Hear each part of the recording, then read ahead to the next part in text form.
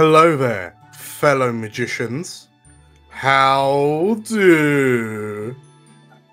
Good. Doing good. Good. Sorry. Good. We made it, didn't we? We made it into a fresh new year. As it is 2019, nothing bad has happened, and everything's going to be great, right? That's how magic works. You can just pretend that all the bad stuff hasn't happened. Yeah. Yeah. Brill. Yeah. Cool. So, how are you? Hi. We're here to play a little game called Sorcerer Supreme, aren't we? We are. Feeling very wizardy.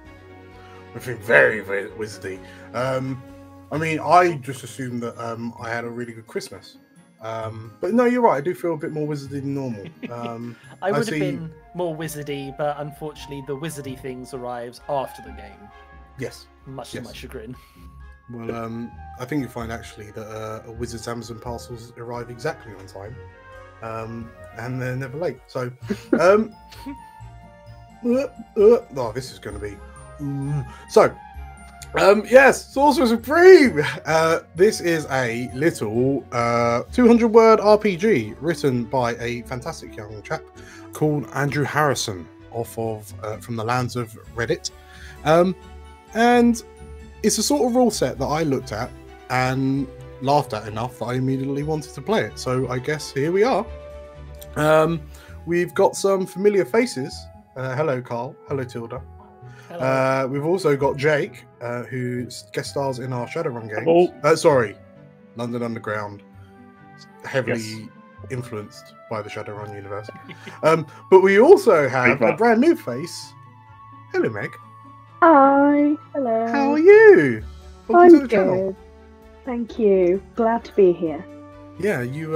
That's it. You're in now. We've locked the doors. You can't get out. You have to play RPG games with us now. So we did try to warn you. Yeah. Yeah, several times. Yes. So, I guess, without further ado, who would like to be the most proficient and successful wizards this world has ever seen? Wait, that's an option in this game? It's an option. I'm not sure it's one we'll be taking, but it is an option. All right. I've got the serious hat on today, so yeah, I'm ready for it. Ready to be the best wizard ever. And I'm swallowing all of these very serious beard hairs. So yeah. I was trying to grow it. It didn't grow in time. Yeah, I've got some formula left over. I can send you away, Jake, if you want. Jake, Carl, and Dan, you kind of form the 3 stages of becoming a wizard with your facial hair, you know. Probably the oldest. Yeah. So, Sorcerer Supreme.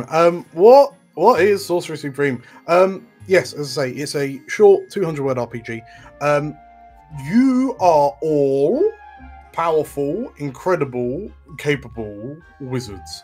Wizards, yeah. And you have decided on this most glorious of days to descend upon the unassuming town of Blandford. And unbeknownst to the poor mayor of Blandford, Mayor Schlub, you're on a bit of a day trip from Wizard University, and you're out of the goodnesses of your hearts, you've decided to help the poor normies of Blandford about their day-to-day lives, using your expert grasps of the arts arcane.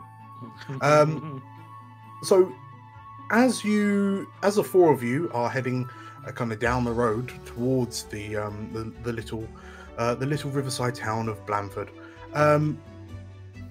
let's start from Meg. Meg, what is your wizard's name? Hello. My wizard's name is Natty Yarntit.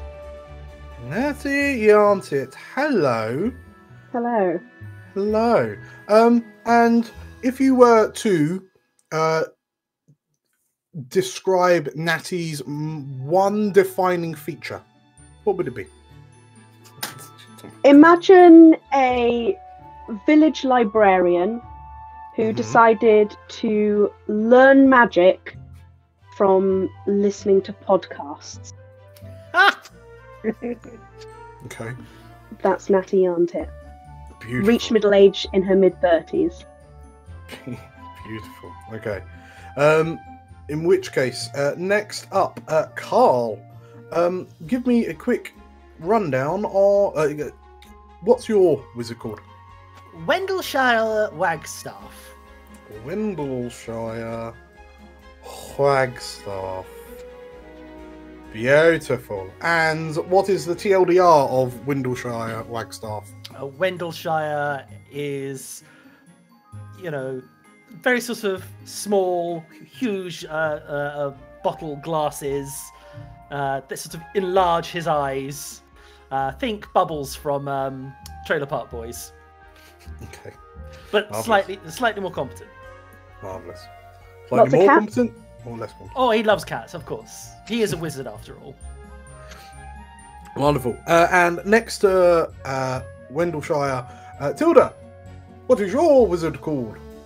So, my wizard is called Dot Void, and the easiest way to describe her is ink stained. Ink stained. Okay. Also, talk about cats, and also you can see a foot for cat. Yeah. That's your familiar. It is That's my familiar. He's not being particularly helpful. an upside down taxidermied cat. Okay. And last but not least, Jake, who is your wizard to round out this bunch? My wizard is called Rufus Andromedon, and he has utter confidence. Nothing goes wrong at all, ever. It's perfectly as planned. Are you Nothing is wrong to see here. the Johnny Bravo Giga Chad of the wizarding world? Yes, Okay. pretty much. Okay. Marvelous. So, in which case, Natty, Wendleshire, Dot, and Rufus, as you make your way into the town limits of Blandford, and the town is, as to be expected, quite sleepy. The pace of life is very slow. You can see the common folk, the normies, starting to emerge from their respective homes and go about their day-to-day jobs, and you can hear the sounds of kind of farm animals being pulled out, and the sounds of kind of market stalls being starting to open up.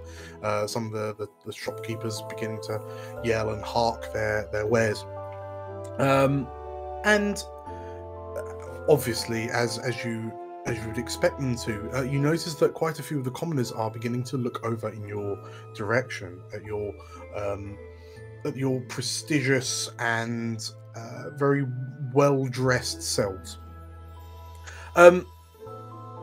They're so excited to see you, in fact, that you notice a number of the commoners begin to kind of stop what they're doing and kind of run off into a number of different directions. And before long, one of them brings over a portly-looking man who's the best way to describe this man is a sad beige trumpet. And as he approaches you, and he's kind of like playing with his kind of suspender buckles, just above his, just on his kind of chest area. And he looks over to you and he mats some sweat away from his forehead and kind of puffs out his reddish cheeks. And he looks to you, and you see that he's got a badge on his lapel that says Mayor. And he looks you up and down and greetings, he says, looking to you. My name is Mayor Schlub. I wasn't expecting travellers today, he says, looking you up and down. And there's you're not quite sure whether the look in his face is one of apprehension or utter joy. It's very difficult to tell with these normies. But as he looks to you, why are you here? We're here to help, as most wizards do. And he's looking towards the middle distance, just past the man. It's like, we're here to help. It's what we do. What do you need help with? Mayor Schlub looks to you as you say that, and you see his eyes kind of momentarily glance to the side, and you can see over in the town square is what appears to be there's like a parish board outside the local kind of church, and you can see that there appear to be a number of kind of parchments and notes pinned to it, and as he kind of looks over and you catch his eyes kind of looking across, a number of the commoners kind of form ranks in front of this what you assume to be job board, and Mayor Schlub, I think we're actually fine. Actually, I mean, if you wanted to carry on along to the next town, he says, looking frantically between the four of you. Oh, but Mayor Schlub, we're on work experience. Are you? You know, yes. You know, the Wisdom University expects us to do volunteering in the community, and that's why we're here. So it's our volunteering. We've got to do it. Like a placement of sorts. Like a placement. That's exactly it. We're here to help. Award. Yeah. Oh, and you happen to choose Blandford to do this, did you? Well, you are the closest. Right, I see. Well, I might make a suggestion here, Mayor. Yes. Do you have a job that would involve us not being in the village? He thinks about it for a moment, and you watch as this man's face begins to change in hue from the kind of the fleshy color that you would expect a normie's human head to be, and it cycles through into a pinkish, into a reddish, borders on purple, before he, under his breath, mutters, "Mummy told me I couldn't lie." And he looks to you and says, with a defeated tone in his voice, "We do have some odd jobs that require looking at on the job board that no one's picked up yet. I suppose." That's great news. So think about it this way: the sooner you give it to us, the sooner we will go away, because we will take a job one way or another. That is. Yes, the sooner you do it, the sooner you leave. That is the best way to look at it. Yes, correct. Well, if you just head over to the parish, you'll see a number of jobs up on the board there, he says. And he dabs the sweat from his forehead away again, and if you could use as little magic as you could, that would be grand. Nonsense! Perhaps. We're going to use as much as possible. Why do anything but? Manual work is irrelevant when you can do everything with a swish and a flick. As you say that, and like Mayor Schlub bares his teeth and slowly nods. And as you glance around the adoring crowds around you, you can see that they're all kind of like also wearing that same kind of worried, baring of teeth face as they slowly nod. The crowds tentatively begin to disperse and go about their days, and sure enough, there is a job board in front of the parish church. As you approach, you expect me to walk? I do not just walk casually to a notice board. Cemeteria Victoria! Oh dear. Okay, so you start things off with a bang. Okay, mistake so there, sir. okay, so in which case, with Rufus's outburst, let's have a little look at the rules of the game. So, as versed as you are in the arcane arts, the four of you have access to 20 words of power. And as we all know, a spell is a combination of at least 2 words of power, and there is no upper limit. There is literally no upper limit. So, as you declare your words of power, and each of the words of power do a thing. So you've declared Somateria, Vectora. Okay. So Somateria is the magic word for physical form, and Vectora is the magical word for kinetic energy. So you are creating a spell to bring the board to you? No, I was to go to the board. You're moving yourself levitate. to the board. I see. Yes. Okay, right. Hopefully, not too much force. Okay, in which case, as you declare these words, there is a clap of thunder overhead. Somateria Vectora. Jake, please roll me 2d10.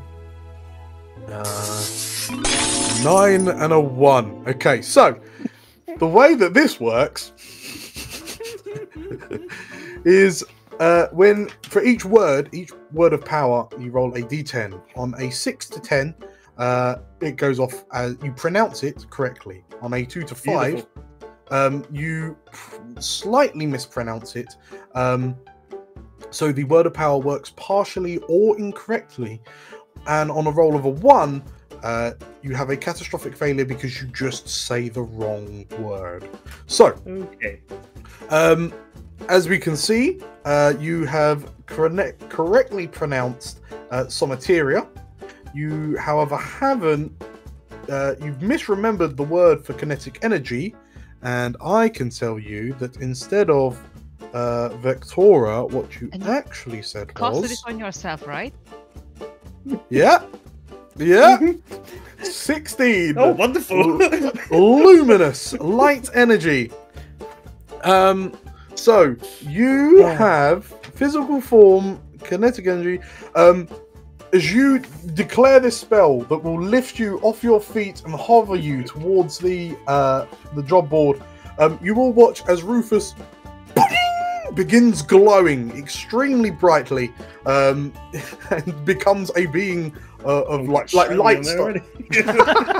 Light starts streaming out of his eyeballs, out his ears, out his mouth, out his nostrils. Every orifice on Rufus's body now beams like a lighthouse. I don't think that's quite what you meant by light on your feet, did you, Rufus?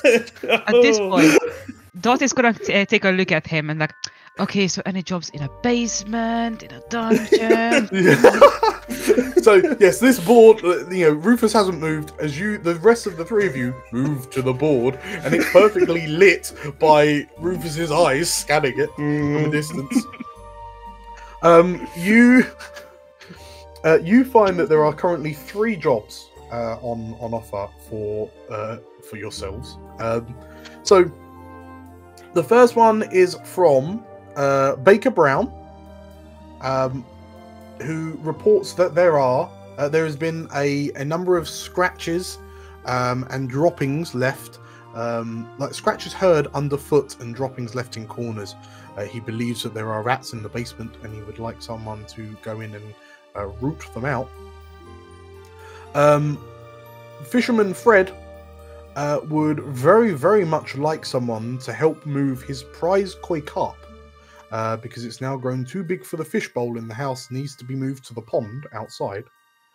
And Gardener Gabby would like someone to remove the brambles from her garden.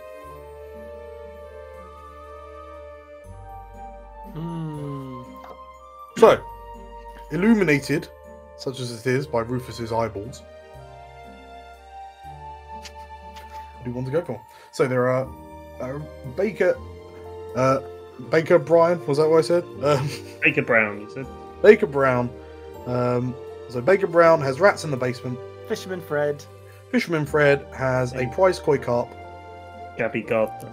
And Gabby. I'm gonna put it out there right now. Like the carp, I'd rather not touch, just because I'm pretty sure that's gonna be fried fish very, very quickly. I really want to do the carp. Of course you do. I'm all for the rat infestation. I got my EHO hat on. All for. Yeah. And at least we'll be able to see down there. That's true. Mhm. That's true. You do the, you know, I mean, these are all very, very, very simple jobs that will be completed very, very quickly. So there's absolutely nothing stopping you from doing one and then coming back and doing the others. Why don't we? Because let's try something that, you know, that we can practice on. Like what sounds like the easiest thing, you know, to get our creative magical juices flowing before we go on to the really tricky stuff. Rats. All adventures start with killing rats in basements. For 1 XP each. Yeah. Okay. And if it goes wrong, they're only rats. You know, they're not like someone's bush or fish. On the other hand, imagine the monstrosities we could potentially create in a garden. Think about the monstrosities we could create if we get the spells wrong with rats. What are you talking about? None of your spells ever go wrong. It's true. This is I'm true. talking very negatively, you know. Just remember, we all got passing grades on our last exam papers at the Wizarding University. You know, we at least got the minimum requirement for us to be able to go out into the community with our magic. So we must be great. I mean, look at Rufus. He went past with flying colours. He's now all colours. Yes. Become. Yeah, you all managed to get at least 40% on your end of year exams on the third resits, but you know, it's fine. It's fine. Yeah. What could go wrong? So, I'm gonna agree with Natty that probably the rats, just because we have a living torch, might as well use it. Sure. Thank you. In preparation. Thinking in advance. Okay. So are we agreed? We're going to start with the rats. Let's start with the rats. Okay. Mm-hmm. In which case, with a you rip off the job advert and make your way over to Baker Brown's bakery. As you approach, you see it's a quaint little the downstairs of a quaint little townhouse. It smells fantastic as you go in. Not as great as wizard bread, but for normie bread, it smells pretty good. And you notice that the sign overhead is a picture of a loaf of bread. Again, how naughty. And as you let yourselves, as the door opens, it rings a little ding-a-ling bell overhead. You see a woman look up to you who screams and runs from the room, leaving behind a very confused-looking man in a baker's apron who kind of emerges from behind the counter, which is festooned with all sorts of rolls and cakes and loaves of bread and the like. And he looks to you and can I help you? He says, and as he looks across the four of you and then notices the job poster. We're exterminators. Someone saw a roach on 12. Yes, like he sees the job and he, are you here for the job with the rats? Mm-hmm. As you all nod ominously. Yeah, I see. Are you sure you're up for it? They're quite a handful, you see. Are you suggesting that 4 visits can't take on a couple of rats? No, he says. Good man. Right. Well, very well. They're just over here, he says, and he sort of like leads you into one of the back rooms. In the corridor, he stops. Leans down, grabs a metal paw ring on the floor, and with a big heave ho, he pulls up a trapdoor, which you can see a kind of wooden staircase going down into a dark basement.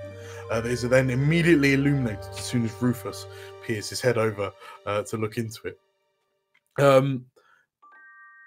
He gestures and yes, you'll find them down there.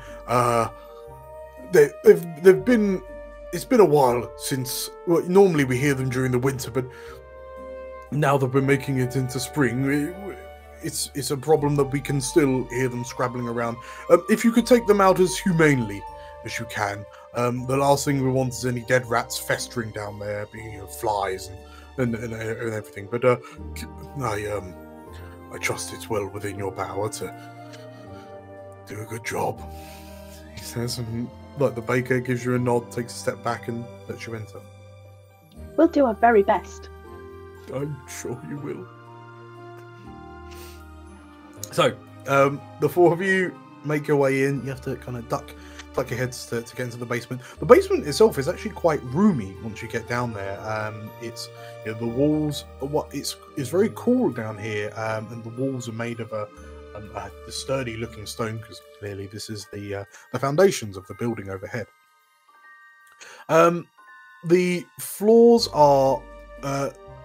The floors have been laid out with a wooden floorboard, and you can see that there are a number of supplies and kind of grain bags and barrels of what who knows what dotted around. And yeah, it is pitch black apart from whatever Rufus is looking at. So you hear "good luck" and the door boom, is closed behind you. What do you do? Can we make Rufus just do... Hang on. A lighthouse. Hang on. Yeah, just a full circle. Hang on. Spin. Why is this?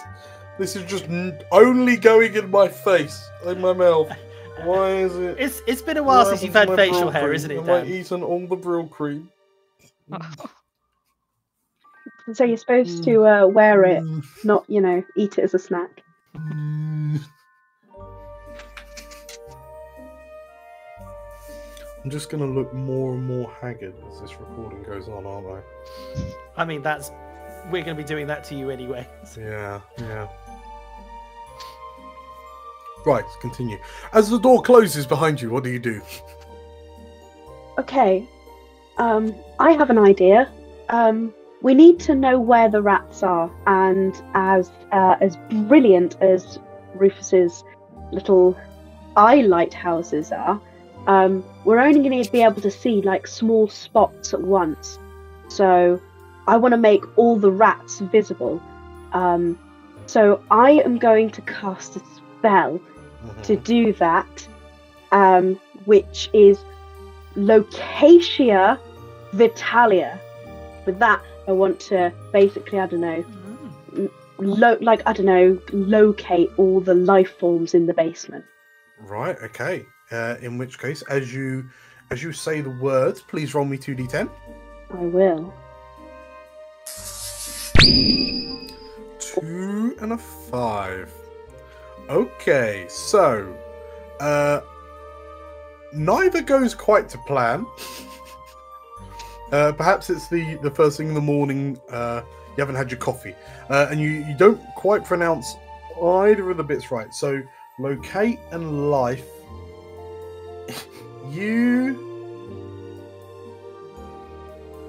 All the town rats. Yeah. What would this do if it went wrong? Let you see all the cats instead. Oh god, all spiders.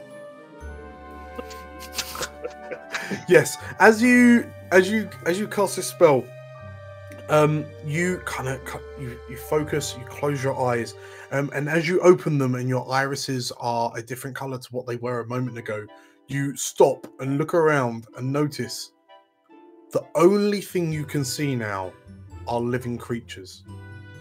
You've realized that the floor has vanished, the walls have vanished, the ceiling has vanished, everything. You are, for all intents and purposes, it feels like you're floating in a void with motes of light, and each mote of light a single independent soul. There are 3 large beams of light kind of around you, and you can see a couple kind of wandering around, and you see one of them is Baker Brown. But as you kind of tip your head back to look skywards, the world, your vision looks like the night sky. Each star a soul in a 3-mile radius, which includes every human, living animal, and bug and insect. I vomit existentially. Okay. So the rest of you watch as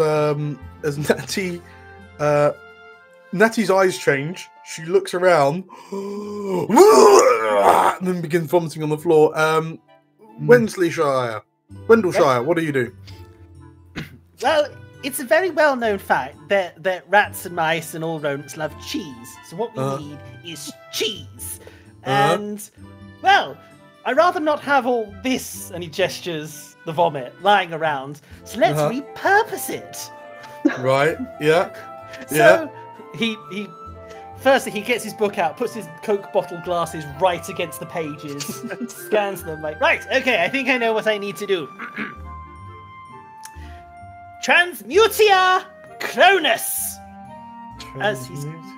So, Transmutia, convert, and Cronus, because he'll turn it to cheese and then mature it quickly.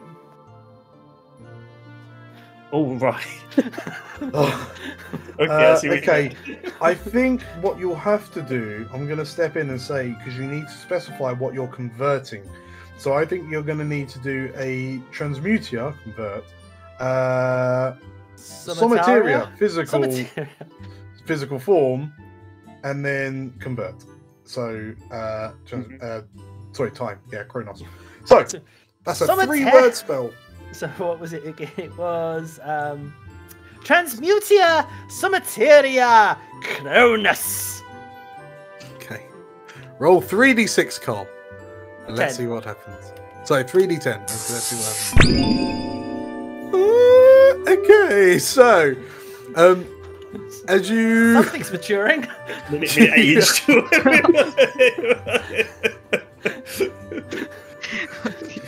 So you have slightly mispronounced Transmutia and Somateria. So it hasn't quite converted the object as you hoped it would.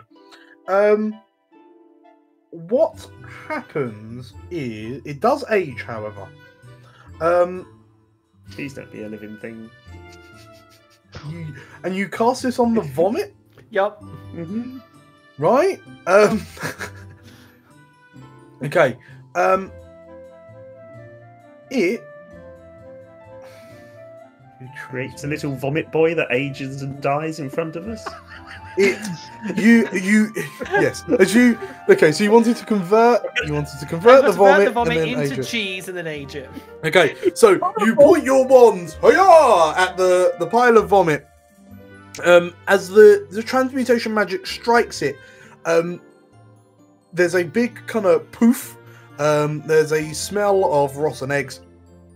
And then as the smoke disappears, you watch as this pile of vomit that's fresh out of Natty's mouth begins to jiggle, congeals into a smaller blob, and then the aging magic begins. You watch as this thing sprouts eyes, 2 arms, and 2 legs, and then gets up and then runs off into the darkness.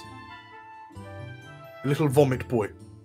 Okay, that smell is not helping my sense of vertigo and nausea right now. And I'm assuming now I see a new light. You see like, Does it have a soul? Does the vomit creation have a soul? Did it work? So, Dot. Sorry, Tilda. Is it Dot? Yep. Dot. Okay. So Dot. Wendleshire has just created a living puke baby from Natty's vomit. It's just gone like a little gremlin and just gonna run off and like, scattered some boxes. Don't eat after midnight. What do you do? I think. Oh God, I kind of want to end that spell. To be perfectly honest with you, I know how to cast that, but on the other hand, what does the little vomit boy smell like exactly? Smells like. No. Imagine if, right, you had a massive Great Bernard dog, Uh-huh. like a Great Bernard, who's just yacked up Christmas dinner on the kitchen floor, and then you've gone along and hoovered it, and then left it for 3 weeks. Would you say it's particularly cheesy? I think at this point in devolution, everything smells cheesy. Yes, so I'm going to say yes. Okay, I think what I would love to do is change the smell to be even cheesier for the rats. So, Okay. Transmutia. Yeah, work with what you got. Good. Good. Hold on. Don't you have smell here, do you? No. No, not really. I mean, perhaps if you It'd be Actually- the object, physical form things. So that Yeah, I think it will have to be Transmutia Somateria. Okay, yeah. So you're converting Actually, I'm converting the little vomit boy to a little cheese boy. little cheese boy. Okay, right. So that's a two. That's a 2-worder. Roll me Yeah. 2d10. God help us all. Oh, yeah. Okay. God help us, indeed. Okay. In your panic, you forget the word transmutia, and instead say 11. Oh, it's Redu- aged or reduce. younger. Reduce. You Okay. know what kind of works in our favour? And It's reduced. It somateria. could be reduce the smell. It's not just size, is it? It's temperature, everything. So Yeah, reducto it's kind of physical is form. reduced size or temperature, and then physical form. So but you also mispronounced somateria. So as you bring your hands up with the intention of turning the cheese boy, the vomit boy into a cheese boy, your wand cracks as you say the wrong word, and you accidentally, because you're trying to do the core pose, and as you go to shoot the vomit boy, you instead bring your hand in front of your own wand, and the three of you watch, well, some of you watch, as Dot shrinks to half her size. Whoopsie. Okay. What's happening here? All I can see is blackness, and I think someone just got created and ran off, and another one of you've just shrunk. What's going on? We're winning! The soul has shrunk in size. Rufus, it's hard to see. You know how it's just really hard to see when someone shines a torch in your eyes? Yes. Well, your torches are the eyes. So, in your world of gleaming, dazzling light and kind of like light burn, when you get those multicolored dots bouncing around on your vision, you can hear spells being cast. Someone's just been sick. Dottie sounds much higher pitched than she did a moment ago. And there's a really strong kind of cheesy stank somewhere in the room with a giggling. There's a gleeful giggling. What do you do? Well, I think if I can't see the rats very well, I need to get something else to see them for me and sort this problem out, because obviously my colleagues aren't doing that well at it. I can't tell. So I'm assuming there's loads of bakery, like bread and stuff down here, random things. Correct.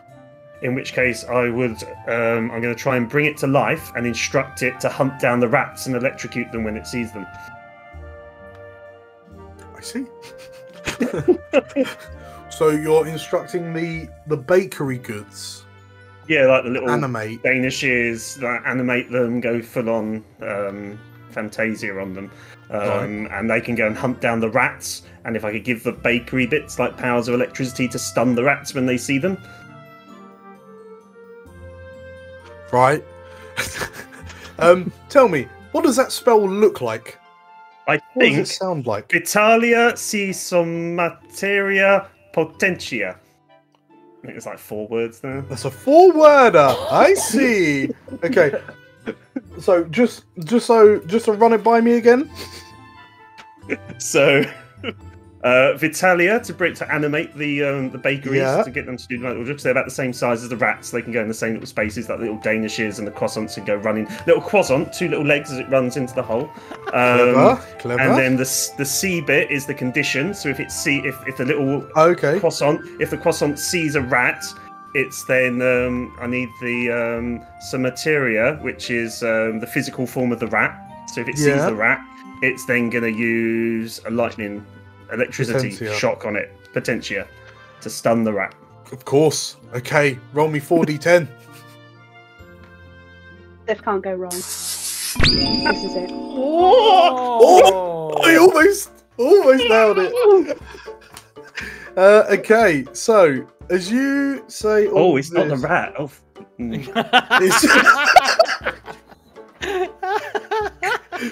So, in your excitement of pronouncing pretty much the whole spell right, the only word you mispronounce is physical object, like physical form. So, rat. You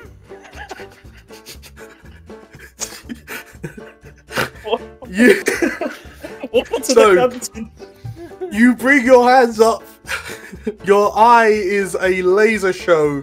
Your eyes are a laser show for the masses of someone who can only see souls. I think Dottie and Wendleshire. No, you can both see this. But sort of like you hear the wood around this basement creaking as Rufus begins this spell, and with a whisk of the wand, a blast of magic strikes what is effectively stacks of boxes of pastries, small, pané raisins, croissants, Eccles cakes, but you feel a slight tingle on the ends of your noses as you realise something's not gone quite right. And as the spell finishes and your hairs begin to lay back down, you see the boxes. The lid of the top box flies open, and 12 donuts kind of sit upright and look in your direction. And they look around, and gingerly they kind of climb down the sides of the boxes and then approach you to kind of stand in a circle around you. And they're all looking up at you, Rufus, like people meeting their god for the first time. These donuts are meeting their creators. And as you look down and kind of nod sagely, you notice them begin to crackle with lightning as they look to you. And with the hundreds and thousands decorations, it seems like you can almost tell them that they're frowning in your direction as they jump at you, the 4 of you, like electrocuting you every time they touch you. And it seems that the spell worked fine, apart from the fact that you got the subject wrong. And all of the baked goods appear to be wanting to electrocute the 4 of you. So, as this happens... Welcome, gang. Meg,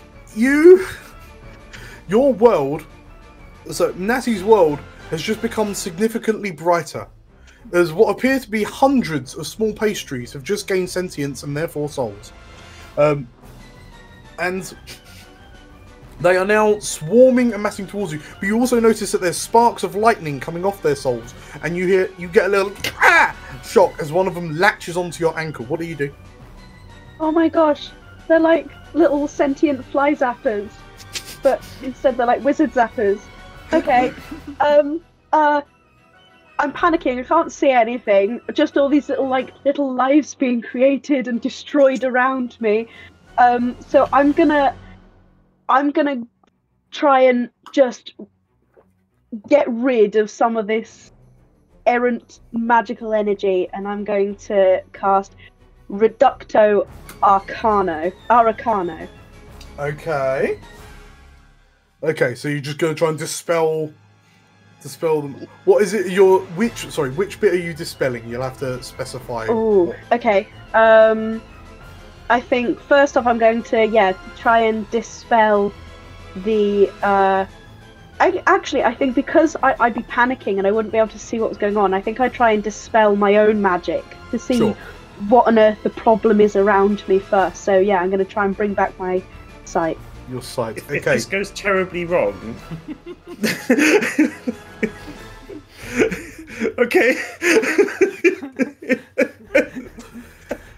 Okay, so Nat, that's a 2-word spell. Roll me 2d10. Okay, so Reducto Arcano.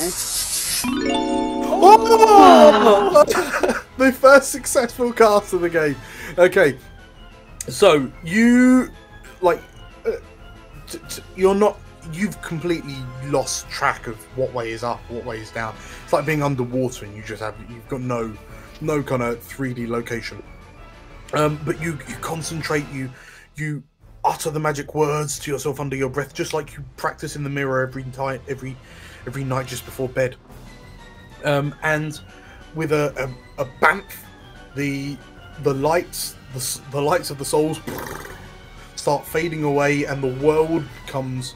The world starts to feel more solid and substantial around you. The gloominess of the depths of soul space give way to the gloominess of this basement, which is now filled with distinctly more carnage than it had when you left it. You can see Rufus's laser eyes kind of flicking around in all directions as he's swarmed by a pack of cheese sticks, which just zapping him like little taser sticks, taser batons. You can see Dot, who's half the size that she was when you last saw her, running around being chased by a loaf of tiger bread, and Wendleshire is stood. He's just like he's scrabbling around, crawling for a vomit baby, like trying to find his vomit baby. You're back in the room. You are back in the room. You know, as this happens, you look up and see that there are a number of pecan Twizzlers, which are just kind of like rolling along the ground menacingly towards you, with little lightning shocks coming out their ends. As you take all of that in, Wendleshire, what are you doing? Wendleshire stands up, looks around at, kind of lifts his bottle goggles up, so actually turns out he can actually see normally without them. It's just obviously heard that wizards have glasses, so he's like, puts them back down, takes his book, opens to a page for in case of emergencies, scans it, and he's like, well, I can solve all of this in one go.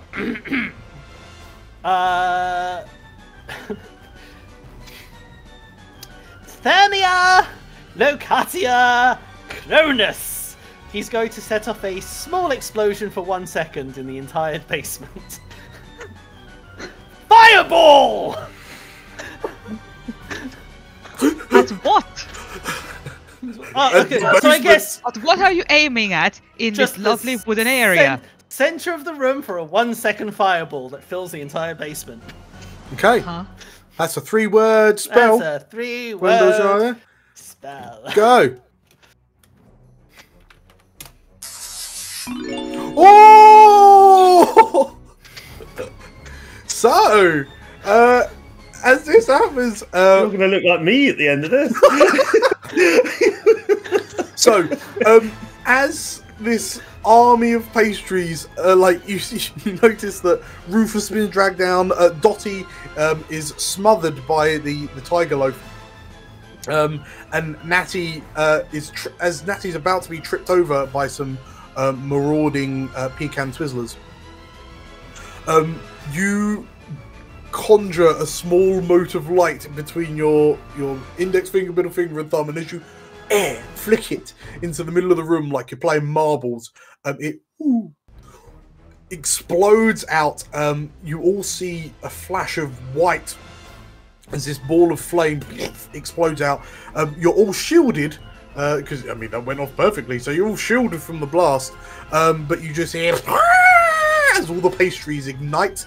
And when a second later the fire disappears, the heat disappears, and you can see blackened bits of breaded goods smoking across the floor. You also notice that all of the crates and supplies are also on fire, and there are a number of kind of confused looking red eyes peering out at you through the darkness as the rats are kind of blown out of their respective little hidey holes. But as you blow the smoke off your finger, well, there's one's over there and he's like Dot, you are the tiger loaf shielded you from the vast majority of the explosion, but yeah, what's left of the basement, a bit like the supplies in the basement, are now on fire. What do you do? Well, the fire, I feel like, is not my problem. The rats are still alive. Yeah. So at this point, I am already small. I think what's going to happen is Dot is going to point to herself and say, Transmutia Somateria Morphosia, and will try to turn herself into a cat. Okay. Yeah. Convert self. Like, transform. Yeah. Okay, that's a 3-word. Transmutia Somateria Morphosia. Perfect. Let's see if I can roll higher than a 2. Sort of. Okay, so Transmutia, Somateria, Morphosia. So you convert and transform correctly, but the Somateria, the object, is not what you intended. So let's say that's gone. you go to cast a spell to turn yourself into a cat. What happens, however, is that you miss, like the subject word is slightly wrong, and what instead happens, all of those red eyes that are peering at you through the darkness, they begin shuddering and then growing in size, and then through the darkness, like as Rufus slowly turns his head to look over in the direction of the glowing eyes, you notice that all of the rats that have been blown, the charred, smoking rats that have been blown out of their respective rat holes, are growing to the size of cats. Nice cats, or? No, the opposite of nice cats. And these... Sorry. I do have to say, when Dottie says this, like, oh, actually, that means there are no rats left in the basement. Yeah, we're done. Here we go, get payment. Yeah. You now find yourself in a basement filled with slightly charred and patchy furred cats that are looking to you and kind of hissing at one another, and you watch as they some of the cats kind of start fighting with one another, and you like just kind of rolling and kind of skittering backwards and forwards. But you're absolutely right, there are no more rats left in the basement. Yeah, you've completed the mission. Amazing. So, with a few rats on the basement trapdoor, as you say, smoke coming out of it. Yes, as the door opens, and yeah, just fireball smoke kind of plumes out. The smell of burnt breads, and the sounds of angry cats. The four of you. Dot needs some help because the steps are twice as big as they were going up as they were coming down. But the four of you managed to kind of make your way out. And Baker Brown looks at you a bit confused and thanks. You're welcome, he says, and kind of gives you a bag of gold each on a job well done. And as you leave the bakery and kind of head back in towards the town square, you hear some kind of cries and commotion, and then dozens and dozens of part-burnt cats start running out of the bakery and scattering off into various directions. You see, not only have we solved the baker's rat problem, we are making sure the rest of the village is rat-proof. Exactly. The rats will never come back. We've done really well. Well done. And That team.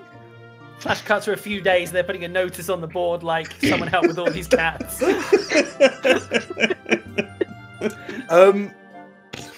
Right.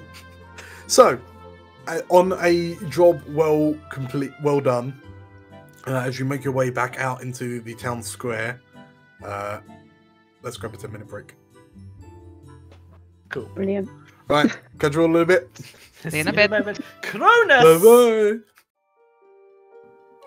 Hello, fellow magicians. DM Dan. If you're liking what you're seeing here right now, make sure to hit the like button and comment down below. And if you want to see more stuff like this, and there is a lot more stuff like this coming, make sure to hit the subscribe button and the bell icon for notifications of future uploads. Oh, I tell you what, that shaving spell worked a treat, didn't it? Yeah. I just feel years younger. Look, you have to share the spell with us. Like, what was the exact wording? Maximo Vitus, I think. Yeah, it's a spell. You leave it on for sort of like 5-10 minutes, and it just comes right off. But yes, hello. You have successfully made it out of the basement. The village of Blandford is now up on cats, but down on rats. So, net positive? Yay to us, yes. Net positives for you? Definitely positive. Cats are great. Exactly, yes. Especially ones that used to be rats that have been half burnt by fireballs. So, as the four of you make it back out into the town square, you can see like a number of the commoners panicking as these mangy-looking tabbies kind of start running around in all directions. But as you kind of look at the like head back over to the job board where there are the two jobs left, you notice that the ground underneath your feet begins to rumble, and as you kind of look at one another, it's annoying because you're trying to reach for the job, and you watch as the parish church, like people come kind of pouring out of various buildings around the village nearby, and kind of panicking. You hear someone shouting, "It's an earthquake! Oh no! All those wizards!" And as that, as it happens, one of the walls of the parish church in front of you explodes outwards as what looks to be this kind of torso-thick, thorned vine explodes out the side of it, wraps itself around the parish steeple, and just kind of like weighs on it, and you can hear the wood groaning as the parish struggles under the weight of this huge vine. And as you turn and look, you can see more of these spiked vines bursting from the grounds at various points. You can see people kind of getting penned off from loved ones. And as you look around, it occurs to you, occurs to the four of you, that these vines, like, it stops all of a sudden. The village is now kind of interlaced with this spaghetti junction of thorny vines. They look somewhat bramblish. And as you kind of look to one another, Mayor Schlub comes running over to you and, "What have you done?" he shouts. Cleared out a basement of rats. Yeah, this wasn't us. We dealt with the rat problem, which we dealt with expertly, by the way. What do you mean it wasn't you? Gardener Gabby's garden has gone berserk. Well, we were near. Actually, no, I'm half size. Well, we were near it. He stops and sort of like looks down to you, and you can tell he's trying to remember if you were that size the last time you met. But I don't know what you've done, but you have to fix this right now. The village is going to be filled with holes. It's going to look like holy cheese, he shouts. And there's another rumble, and you see these massive kind of bramble vines just kind of shift a little bit. And there's a bit more screaming from the townsfolk. But as you kind of look, you notice that actually on some of the brambles there's some kind of giant-sized brambleberries. Jam. Which, you make some jam. Mayor Schlub does not appear to be in the mood for making jam, however. And as he looks at you, I don't care what you've done, but I want you to fix it right now. Alright then, Wildershire, what was your spell for fireball? No, we need to be more controlled with this. I think we need to target the vines itself, if you don't mind. Can I? Please. In which case, I will point up at the vines and Somateria Vitalia Preventia, and I'll try and kill the vines, the plant life. Some of it, the object. Yep. Life prevent. Okay. Okay, that's a 3D10. That is a murder spell if I've ever heard one. Goodbye, Oh, so the target is correct. The life is correct. But the preventy bit does not quite go to plan. It grows a bit more. It grows a bit more. You watch as you cast a spell, and you hear a sound of crunching wood as the parish is pulverized into splinter wood as the vines flex and grow a bit thicker, not longer, just girthier. I know what gardeners use. Gardeners use those things, don't they? The snappy things. Garden shears. I will create some garden shears. Some giant garden shears. Yes. And I'm going to cast Ex Nihil Magnitudine Morphosia Vectora. So, and with that, the idea is to create these giant garden shears which will move in a snapping motion towards the vines. So, create, shape, in big size. Yep. What was the last one? Vectoria. So, like kinetic the energy. Movement, yeah. To get the snappy. Okie dokie! Roll 40-10! This is gonna go. It's gonna be amazing. This is gonna go so well. What was it? 4, isn't it? Yeah, D10. 40-10. Oh boy. Oh, okay. Okay. Right, let's move it. So, create is good. Shape, not so good. Size is good. Kinetic energy, not so good. So, What shape's that? Oh, it's a scythe.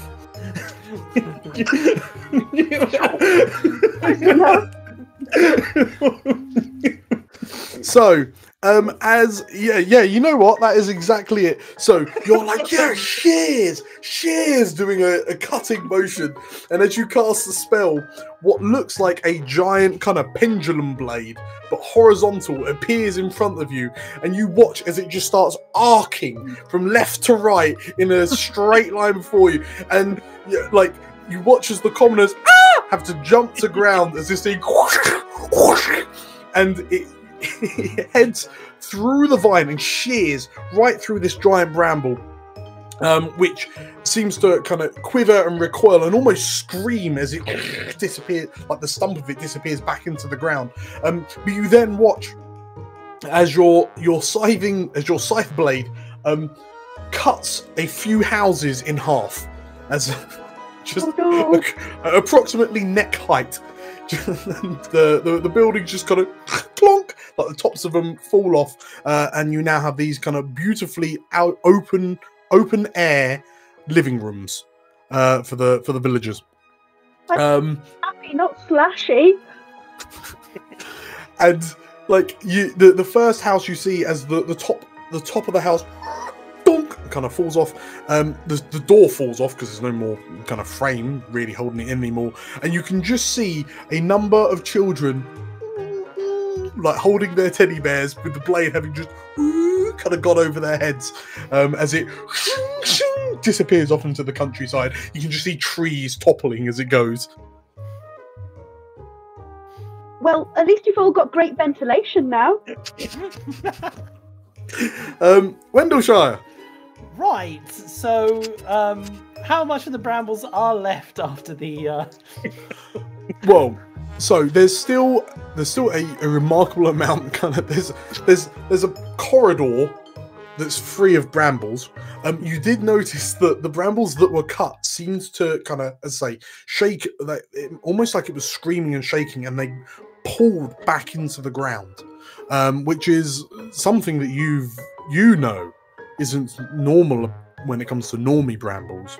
But yeah, the rest of the village is still utterly swamped in these now slightly girthier vines. I know what to do. We need an insect that will eat plant matter. Exactly. We just need lots and lots of them. So I'm just trying to think of how to put this spell together. Ex nihil Vitalia life. And then I'm gonna sort of say for the amount, Chris Kere? Basically, he wants to create like hundreds and hundreds of lotus. Increase, Do you need to specify that they only attack the plants? Condition? Yeah, but where's the fun in that? No, it's just an extra roll. Okay, so I mean, they eat plants anyway. It's fine, and there'll be enough of them. Yeah. Yeah. So you're gonna create... dice it. You could do see locatia at the end, so they're just they focus on the location of the bramble. Yes. The plant, yeah. Yes, okay. Locatia. So ex nihil Vitalia Chris Kere Locatia. Yeah. Okay, roll me 40-10.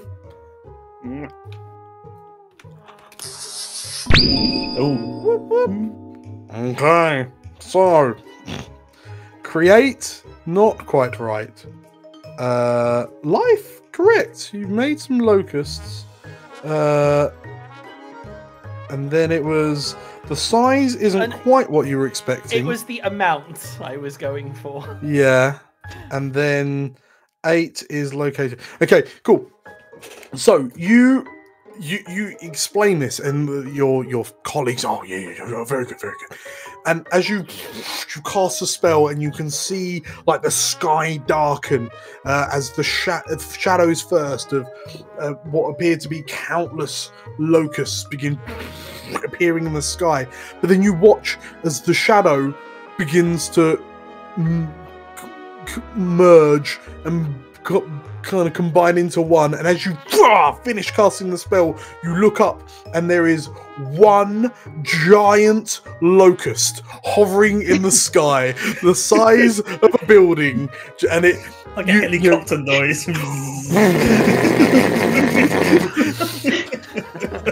I imagine the children in the half-cut house are like, and this locust kind of looks to you, and you watch as it kind of like flies off. It's big enough that it can eat one of the vines as if it were kind of normal size, given that these are much normal size, like larger than normal vines. But utter bedlam explodes through the town as this giant kind of like 40-foot long locust appears in the sky overhead, and just lands in the town and starts. I don't know what their teeth look like. Little mandibles, aren't they? Oh God! Locusts aren't attracted to light like moths, are they? no.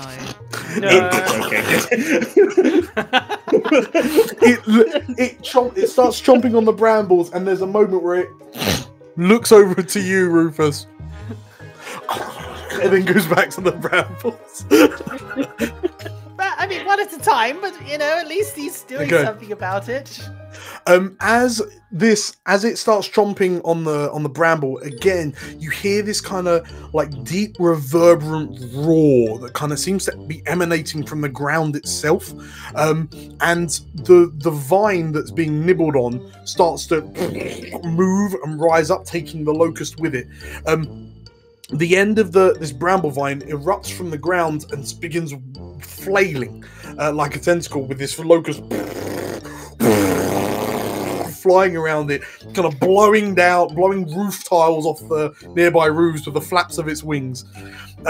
And there's, with a whip snap, like a whip crack smack, the locust is swatted from the air by this giant vine, which kind of lands on the ground, carving a trench through a couple of houses and kind of digging back into the ground into a local field, and the locust is kind of just pressed under the weight, and then the vine's kind of slow again.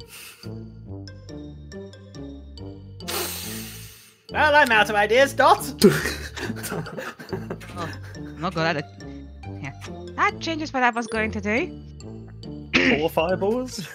So, because now there is a giant locust, and there was, to be fair, the bramble somehow managed to squish it with one of its yeah, but my point vines. is, there seems to be a lot of like magical entities running around. Oh yes.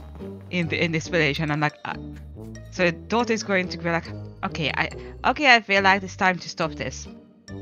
So she's gonna cast Extractus Arcana Vitalia to specifically drain magical life. Yeah. Sensible. Are you specifying a location? Yes. Okay, so if you're specifying a location... Arcana Vitalia Locatia. Okay, so that is a 4-word spell. Oh, it is a 4-word spell. And by the way, Jake, Meg, you guys don't know this. I am horrible with rolling dice. Like, I have the worst luck. So just prepare yourself. Prepare. Don't worry, we got this. Uh-huh. Oh. So, Extractus and Arcana don't really work. So give it extract magic. Give it magic. What's See? gone a little bit weird. But the life and the location is right. So, everyone becomes magical. So, No, because the location was specifying and location specifying they work. So it's I am not extracting the magical thing I wanted to. Yeah, you were trying to extract the magic. You extract the berry juice. I make jam. You extract the berry juice.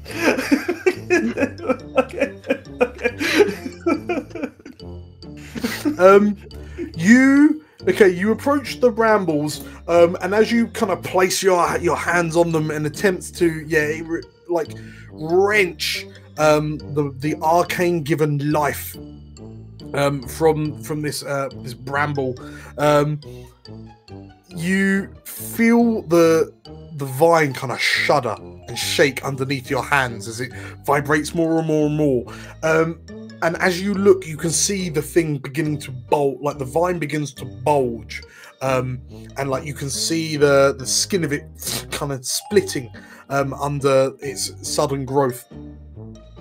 There is the sound of it sounds like a wet slap, like a wet tearing slap, and the rest of you watch as all of the bramble berries along all of the bramble so far, they all swell and explode at high force, showering the town, its inhabitants, and you in various bits of like bramble berries. Yes, yes. It's just brambleberry like jam, like mush flies in all directions. You can see people just getting knocked over by the force of the jam hitting them. And as you kind of pick yourselves up, the floor is coated with this sticky, fruity substance. and they're just kind of wet, hanging, limp berry sacks hanging off the sides of this bramble. How does it taste? I mean, great. A little bit sour, but otherwise quite good. And again, you feel this, like the vines are beginning to kind of like writhe and swell and pulse as you sit up and look at what's happening. Did you just make the vines jizz their pants? I think I did, yes. At which point Dot is going to go, take out a little notebook from her bag. Practice pronunciation. Rufus, you have been buried. What do you do?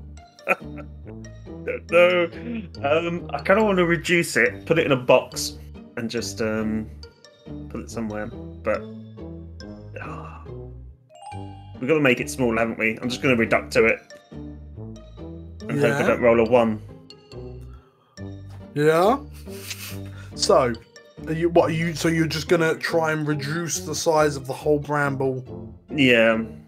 Yeah. Yeah, because I think if I get carried away, this could go horribly wrong.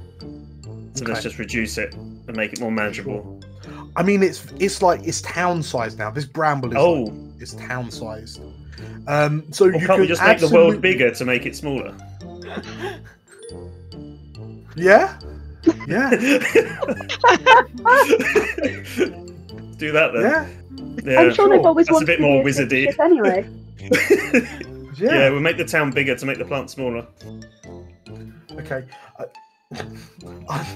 Sure. So how are you building that? So I'm thinking. Okay, so you're trying to expand, like increase the size of the town. So that's going to be increase. So Crescere. Is it a physical form? That's a location, really, isn't it? Yeah. So Crescere, Locatia. Crescere, Locatia. Bigger? Magnitudine? Yeah. You've got to specify size, haven't you? Yeah. Cool. That's a 3-worder. Crescere, Locatia, Magnitudine. It's quite happy days. 3, 8, 10. Okay. That's very close. It's close. Not quite right though. So you. So. It's an increase. The size and the location are correct. The increase, not so much. You don't worry, guys. I've got a plan. And as you bring your wand up, it's like swing your wand around your head. This kind of this gold sparkle flies out of your wand tip and kind of disappears out into the sky, like up into the cloud layer before drifting back down. And as you inform everyone that you're going to grow the size of the town, and you place your hands on your hips, you watch as all of the buildings in the village begin to grow, but only on the up-down axis. Nothing gets wider or broader. They just or something. So all the houses triple in height, but not in width or depth. The doors suddenly become 24 foot high. Graphs. It's like we all living in a zoo.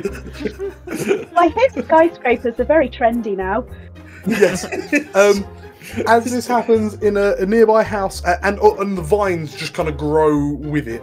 But there comes a point where you hear "Mama," and as you look up, you can see there's a row of children's heads, now approximately 45 foot in the air, looking down from their second-story window. But yes, the vines. You notice that the vines. Staircase. The vines have been like pulled out from the, like they're just kind of being pulled out of the ground slightly to carry on, kind of as they're pulled up by the buildings. But yes, what's left of this village is now dominated by skyscrapers, and you can hear the flimsy wooden construction of these things beginning to creak under the weight of 3 times as much building as there once was. Cool. And that's how Rufus created magical Dubai. Yes. Natty, you are covered in jam. You've now got that wow sensation as you look up at all these skyscrapers. What do you do? I think at this point it's quite clear that these vines are here to stay, so why not make them useful instead? You know, useful vines. So I am the best way of dealing with the problem is to reframe it into a solution. Yeah, you know, that's what all the best politicians do. It's not a bug, it's a feature. Exactly. And I reckon these vines could be very helpful, for example, for supporting the buildings. So I'm going to see if I can get them to fix in place. Petrify. So they can't. Yeah, so to petrify them, you know, so they sort of like, so it's a 2 for 1, you know, they'll stop flailing around and destroying everything, but also they'll actually help the buildings that are there. Okay. So, I think, should I either reduce the time on them so that they sort of freeze in time, but just them, or reduce the kinetic energy? Maybe reduce the kinetic energy. So I'm going to say Reducto Vectora Locatia, so that I'm located directly on the vines. Okay. Yeah. Locatia or Somateria? Location or a physical form? Somateria. No, I think you're right. Let's go Somateria. Okay. So that's, yeah, Reducto Vectora Somateria. Okay, that's a 3-word spell. Please roll me 3d10. That's it. All fixed. Problem solved. Yeah.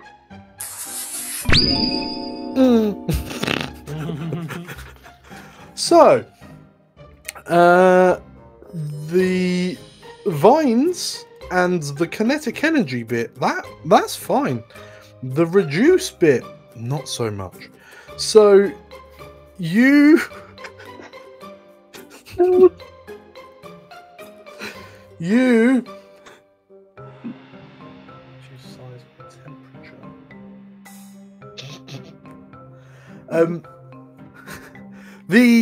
Okay, so you go to cast the spell,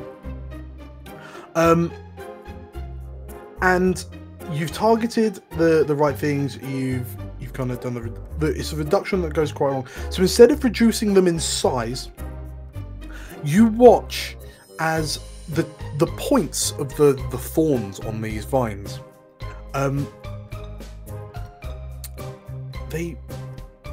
it's beautiful to begin with. How the spell must be working. It's fossilizing almost. But then you notice that it's not turning to kind of stone or anything brittle. No, it appears to be becoming almost ice-like. And you watch adamantium. And you watch as the vines begin to turn into this ice-like crystalline form, which in turn begins to flash freeze all the buildings that are being held by it. And you, as the brambles kind of explode out and turn into this gleaming blue kind of glassy material, the children 45 foot up on the second floor, you can hear them whee, as they start like sliding down the sides of the vines to get out, the ice vines. But as the vines kind of pierce into where the vines intersect with the ground, you can see that the ground itself is beginning to freeze and turn brittle, almost like a Sub-Zero Mortal Kombat move, as the whole area begins turning into Elsa's Wonderland. So, almost Wendleshire. Well, we can't allow this. Do you remember? It was so long ago. Do you remember how we transformed like cats into rats, rats into cats, and they ran off elsewhere, so they became like another house's problem? I think we should make these brambles another town's problem. And he points at the ground, and he goes, "Extractus Summateria." Which one is it? It's Vectora. Locatia? Not Locatia, I was looking at... Injective! Okay. So to extract it, and then rocket it towards somewhere else. So you want to... So Extractus... Vectora? No. Extractus Summateria, and then... Okay, extract object. Vectora...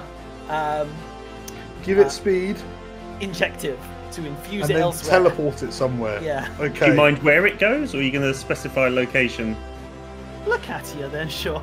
Next town down. not the university. Okay, so we've got a 5-word spell. You're gonna have to do it once in this game at least.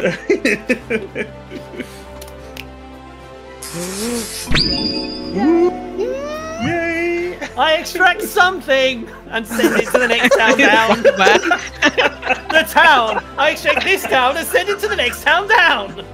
All the cats. So all the people. So the object is correct. So you've successfully targeted the vines. Yep.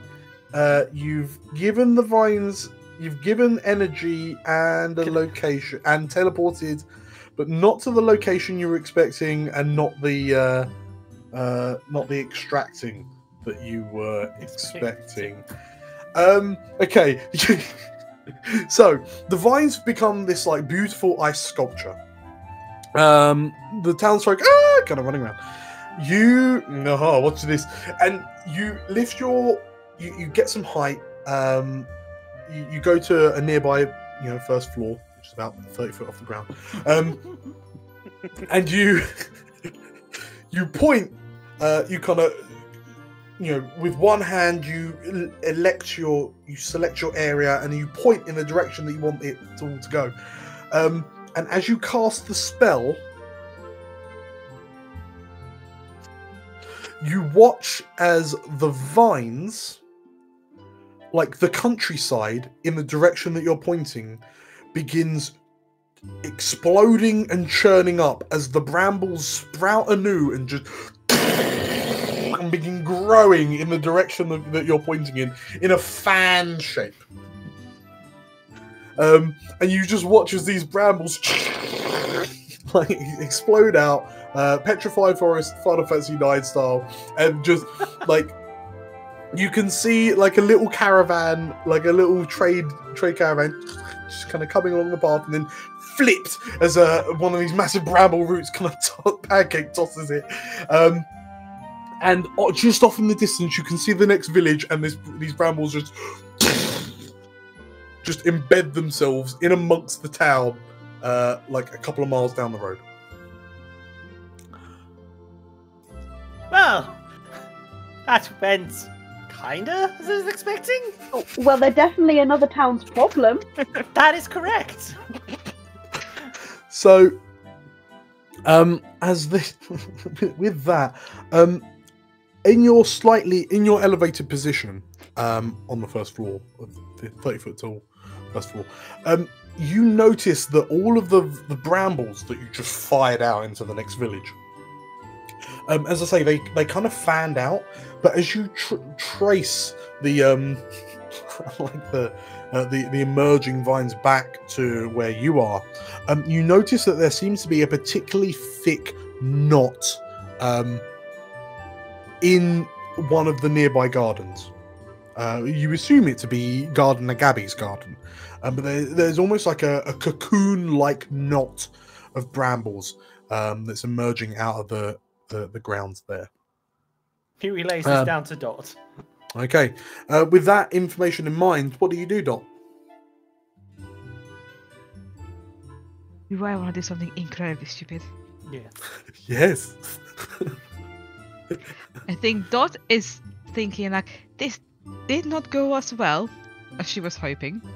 The first part, yes. The second part is a bit messy. So she's worried about her grades. So she's thinking, I think we can do better.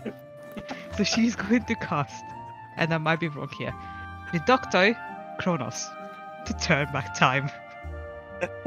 Oh. Like, all of time? Or just in a specific area, or what? All of time. All of time? So we lose the money from the rat job? I don't know how to make it more specific. Well, you could do a location for when you stop. I want to go back the to time. the point where we got paid and the brambles have not been dealt with. So I think Reducto Locatia Chronos. Reducto, yeah. Locatia. Yeah. Yeah, Chronos. you need a That point sounds in good. time. That sounds good. Right, peeps. Give me a 3 dice roll. Holy shit! Oh, no. You weren't joking, were you? Reduce something. Reduce something at Right. the location.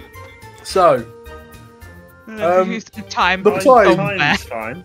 the time is correct. We've gone back quite some time. The reduction, the reversal, not so much. And instead of the point in time, you instead did it to the size. Ah! It was now the size of time. Yeah. So Could be the you length. incorrectly reduced the size and the and time. Okay, so it's the Well, you wanted it to be modern day, Jake. you HS2 now goes through the vines. hang on. Question, Oh question my for you. God. Would that mean at the start of time it means I have changed the laws of time in the universe? Yeah. So time actually moves differently? And that's how we became Time Lords. So hang on, isn't it the location? Location is Yes. now location is now size. Location is now size, So- and the reduction got a bit squiffy. Yeah. So I'm so sorry. The size of Do time. we all go really quick? You can see the cogs turning in Dan's head. It's like, how the hell do you reduce the size of time? But does that How mean about we all go the- twice as quick? It's like quickening. Yeah. Or all the clocks in the town could just get really big. They're always like 1 minute slow, no matter what you do. for It's some so reason- infuriating. Speed it up. If you reduce it, it speeds it, doesn't it? Or am I getting confused now? We're reducing 1 second to half a second. Oh no! Oh no! Right. Oh! What happens when you get close to a black hole because how dense the gravity is? Time dilates. Because Yeah, I make a the s- fucking black hole in this time. Get rid of the vine. You reduce the size of time, you're creating like a gravitational distance. So, this is hurting my brain. You have it's a dodgy reduction of the size of time. Join us next week when we have an answer.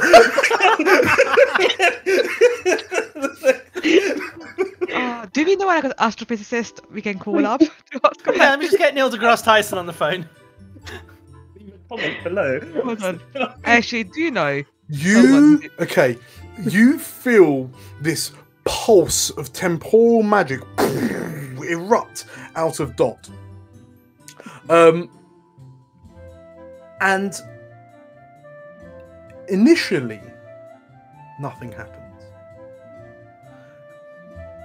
And then you wait a bit more time and then nothing happens. And as you kind of look at one another curiously, Rufus, you pull out your pocket watch and notice that on your pocket watch there are now only 11 hours on the clock face. And it appears that Dot has managed to delete one of the hours of the 24. And you notice that the sun, because it's just coming up to what should be like 11 o'clock, and it just, you watch as the hour hand just dunk, flies past where 11 should be, and immediately land on 12. And as you look, like all the shadows around you suddenly change as the sun in the sky moves a 24th further than it should have in a split second. And you hear like panic cries of panic from the farmers as they look around as the sun suddenly, that you feel the world like having to speed up in its orbit so the sun can be at the right spot in the sky, and everyone just flies backwards a few steps as this in a split second as this world comes to a stop. And the sun is at its 12 o'clock apex. Well, at least everyone, we only lost an hour, but Vomit Boys lost like a day or a week of his life.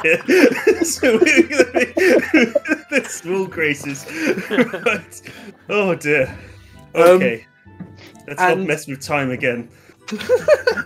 Okay. Congratulations, Tot. You've broken the cosmos. Rufus. Rufus. To be perfectly honest with you, this feels like this is definitely a subject for a paper.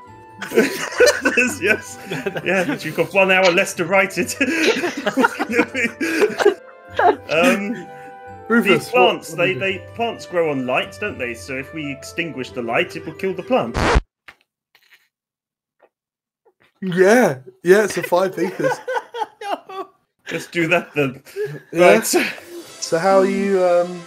What's the spell looking like?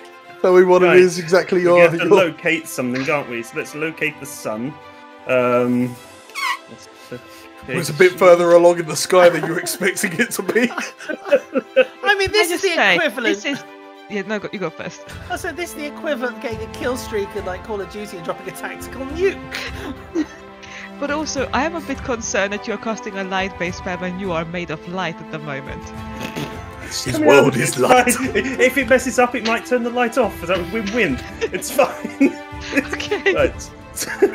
So let's locate the sun.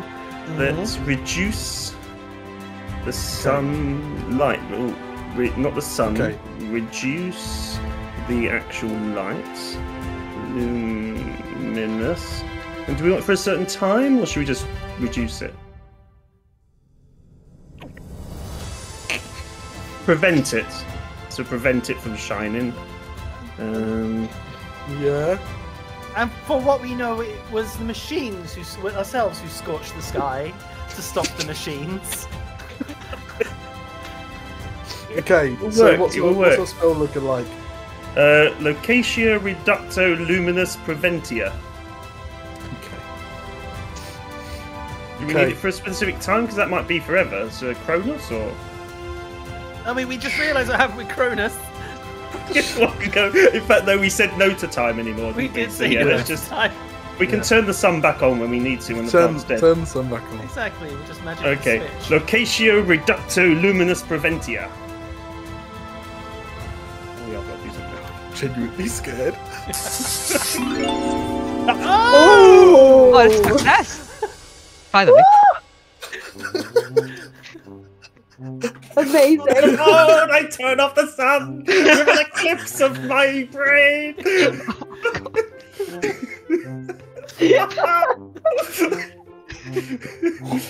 And now I'm the only light source in the world.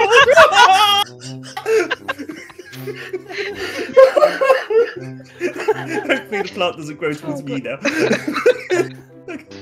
Oh. I am the creation. I am the Alpha and the Omega.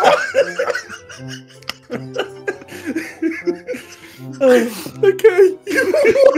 Like Rufus Rufus is just done with his shit. They call him the Lighthouse Dog. 2 hands on his hips, he looks up. Praise be the sun. Like a grumpy dad who's wondering who left the hallway light on. Pokes a finger towards the sun and you're plunged into darkness. Apart from 2 glaring beams of light from Rufus's eyes into the inky void of darkness. Behold.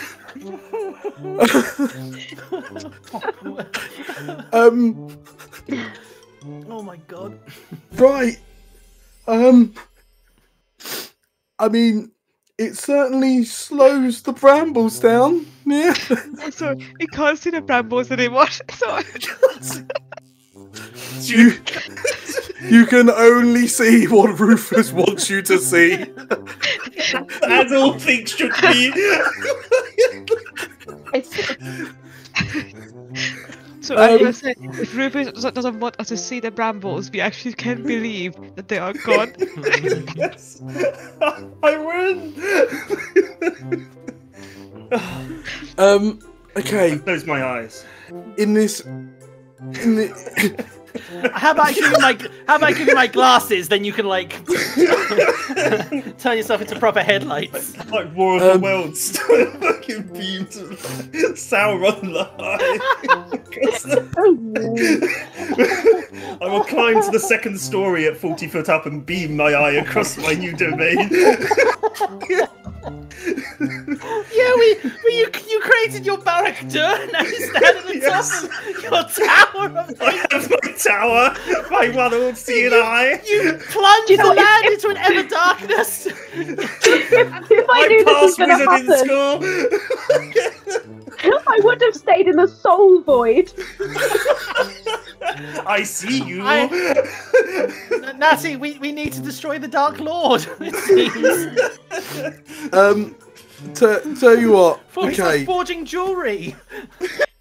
As Rufus's dark plan to gain control of the world rears its ugly head, and Rufus is revealed to be the big bad of the whole thing.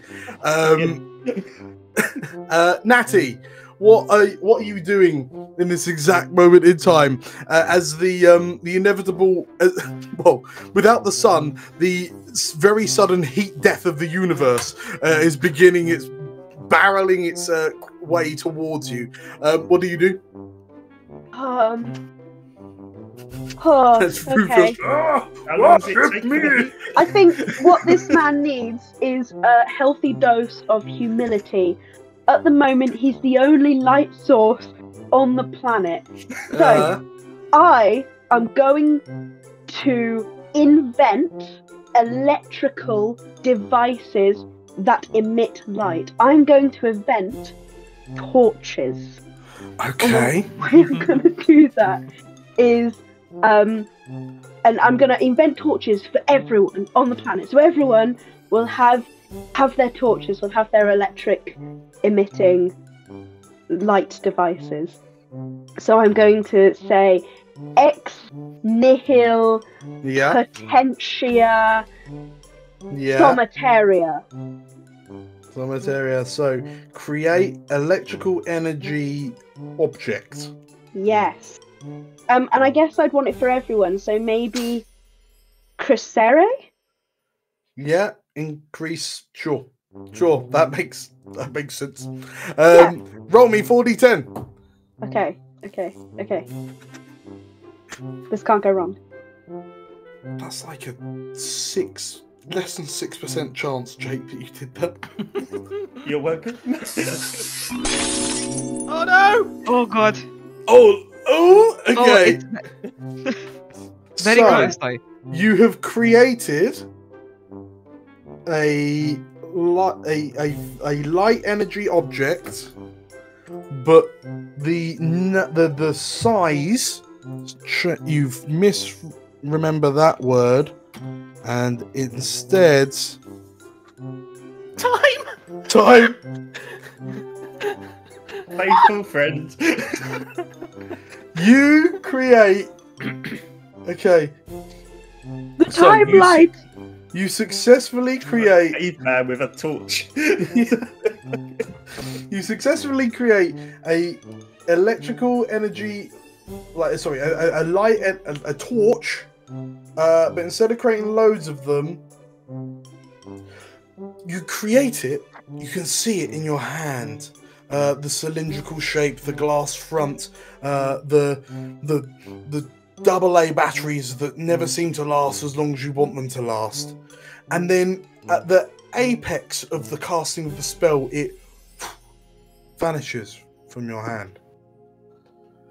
And because you observe the future or past, so instead of giving the torch to all the people, you create the torch and then send it into the past. Oh my god. That makes sense. Nice, Yeah. Yeah. And then, so as you look confused at this creation that you had in the palm of your hand, some millions of years ago, a furry humanoid is struck on the head by a cylindrical object with a glass front and a set of AA batteries, which don't seem to last anywhere near as long as they should do. And as this Neanderthal looks at it, a bit concerned and confused, no, it's not a Neanderthal. It's a dinosaur. As this T-Rex bends down with its... Well, it has to go quite low to pick it up with its Can little it get hands. the batteries in? Yeah, the batteries are in it. It's one of those... Maybe it's one of those wind-up ones. And as this dinosaur, like T-Rex, blinds itself by shining the light in its eyes, you begin a cascading series of events, cause and effect, throughout the millions of years, as the dinosaurs didn't become extinct when the meteors fell, because through the use of light technology they were able to it was kickstarted their civilization, allowing them to build space defense lasers which were able to shoot down the meteor before it collided with the planet. And all of this happens in a split second, and as you wonder where this torch went, you suddenly look around and the four of you are dinosaurs.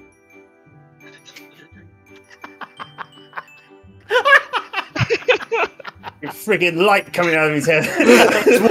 There's one team with light coming out his eyes and mouth at the top of a tall tower. Like Godzilla!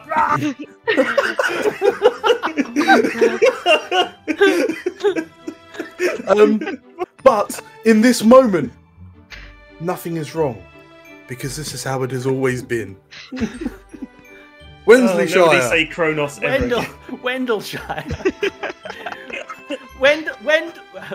Wendleshiresaurus steps forward and goes, Rufosaurus Rex, you are the best of us! But if you want to be the only source of light, so be it! I had this spell prepared.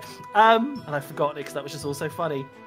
He points to Rufosaurus Rex with his wand and says, where's it gone? Transmutia Arcanio Convert magic, yep. Injective Teleport, Locatia. yeah.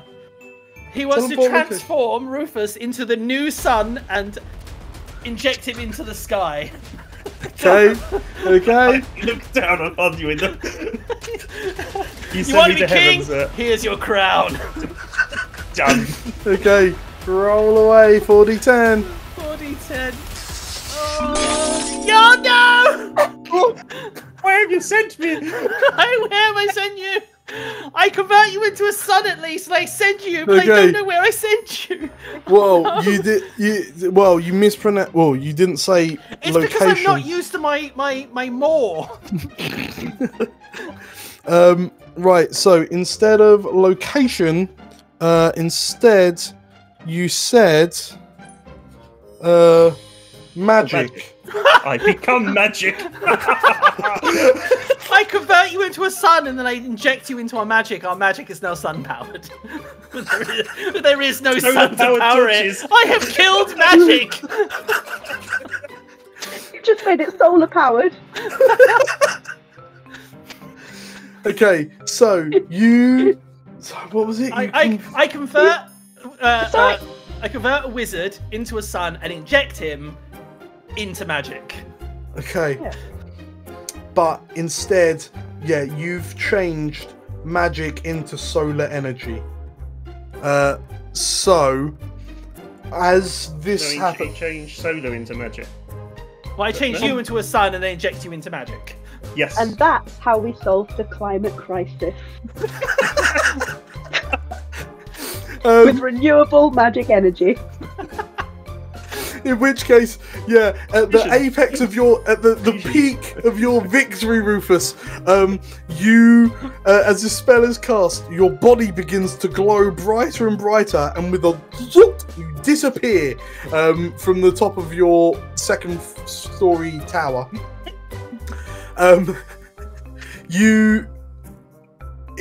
Wait, hang on, but he was the sun. I transformed him into the sun. That's gone right. He's into I've the sun. injected Okay. him, unfortunately, into magic. So somehow he turned into a sun, disappeared, and was put into magic.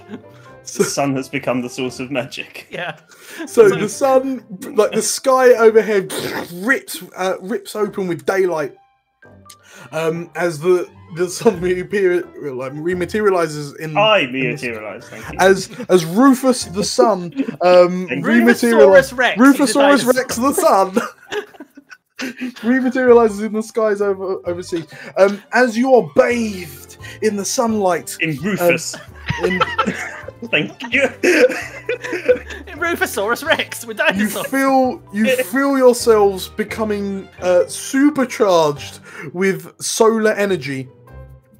As dinosaurs being cold-blooded, this is the only logical explanation. As you absorb the heat and power of the sun, Holy shit! and, Just become Superman. As you're able to see again, and you look at this village, this dinosaur village, with a ice sculpture bramble wrapped around it. Dot, what do you do? Dotosaurus is not big enough. Doppler-docus. Yeah. No, Dotosaurus. Let me send you a picture. Okay. Is now big enough that she can just start eating the bramble. Okay. Yeah, Oh yeah, we've got the bramble to sort out.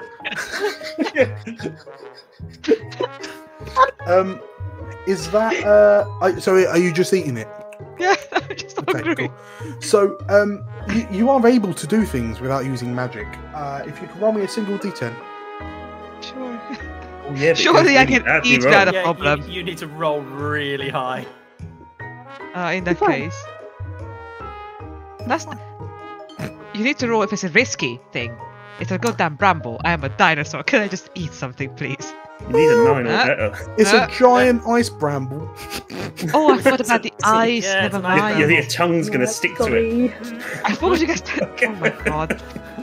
We turned it into ice and then rocketed it to the next town. Oh my god. You know what? You know what? At this point, she's just going like, you know what? Oh, because yeah, now I'm very big again. Preventia Arcano. I'll try to dispel the goddamn spell on the bramble. Okay. Yeah, sounds good. 2d10. Nope. You dispel. Something. So you Don't dispel. get time. Don't get time. Not the sun. Okay, so you successfully dispel. The ability to The prevent. temperature. The heat. Okay, so you step up to the bramble, and instead of dispelling the magic to make the bramble disappear, the bramble thaws because you've dispelled the reduction in temperature. So it thaws, and you know what? Let's say, because it's also reduced size, the bramble thaws and then begins to shrink back into. back into the size it once was, and as it disappears into the craters left in the ground from where it erupted in the first place, as the three of you like go to high five one another with your little stumpy arms, God Beast Rufus, you have the last roll of the game. You get to decide whether you are a benevolent or malicious god. Oh, kind of achieved everything I wanted to. It's either Magtudio Materia. And just make myself bigger. Yeah. That's kind of what a sun wants to do. Or we go a full circle of the very first spell that I did, and some Materia Vectora, and hurtle myself towards the. I feel that's a full circle. Sure. Yeah, let's go.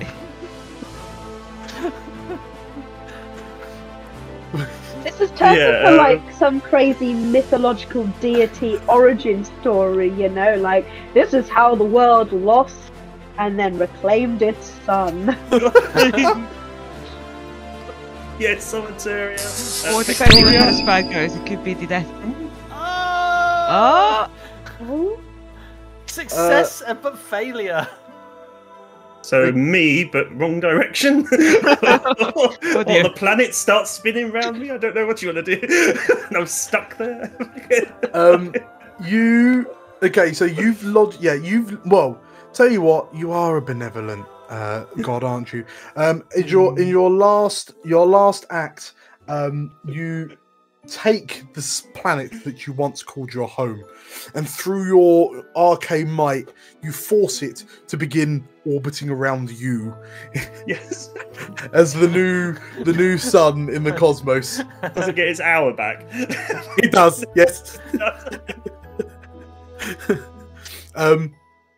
And Sun Aurorus Rufus Rex Sun will shine upon you forever. So with that, you successfully managed to clear out the brambles from Garden and Gabby's garden. And the three of you get paid. And with that, your placements come to an end. Mayor Schlub thanks you. Gives you a little swish of his tail. And the villagers wave you off as the three of you return back to Magic University. And that, boys and girls, is the creation story of this world. And I think we'll leave it there. Oh my god. Oh my god. Brilliant. That was brilliant. Congratulations, everyone, on completing ? Sorcerer Supreme. Hey, I think we created a deity. I mean, it doesn't get much better than that. Please tell me that you're going to have like icons of our characters, and Jake's just going to transform into a sun with a face. I'm just going to be a lamp. I'm going to be the lamp that illuminates your character. Can that be our next adventure? The dinosaur wizards. 2.5 hours would normally be a 2.5-year D&D campaign to get to that level of character. I do want to imagine you are just a big sun in the sky and you actually have a face, just a constant grin, like more of a dinosaur snarl. That was madness, absolute madness. Yes, that was amazing. Thank you. We really should do this again. You should. Yeah. We absolutely should. So, yes, if you enjoyed that, how could you not? make sure to hit the like button, leave some comments, and hit the subscribe button, because this is not the last one shot. Maybe it should be, but it's certainly not the last one shot we've got planned. And we have a new campaign starting soon. Maybe I'll use this as the creation story for that campaign. Who knows? But yes, thank you all for watching. Thank you all for playing. Welcome to the group for the first time, Meg. I hope that wasn't too traumatic for you. That was great. I turned everyone into dinosaurs. Yes. But otherwise, we have other one shots coming up. So Tilda, we've got you in some more. Well, Tilda and Jake. Well, you're both appearing in one shots coming up soon. You can find Carl and I over in the Tavern Between Dimensions podcast, where we sit down with Anton and talk about loads of nerdy things. But otherwise, once again, thank you all. I'll catch you next time. Praise be the sun! Sorcerer Rex! Or not. Bye bye bye! Bye! Bye! Bye.